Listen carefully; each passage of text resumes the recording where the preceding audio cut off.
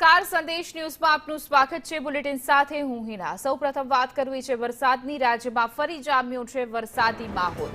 3 ઝોનના 15 જિલ્લામાં વરસાદ છે, જેમાં 55 તાલુકામાં વરસાદની એન્ટ્રી થઈ ચૂકી છે।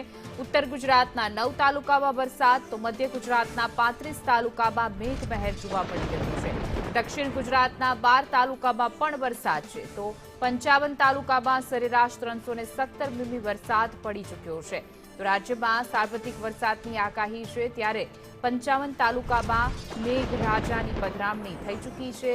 લાંબા વિરામ બાદ રાજ્યભરમાં ફરી એક વખત વરસાદી માહોલ જામ્યો।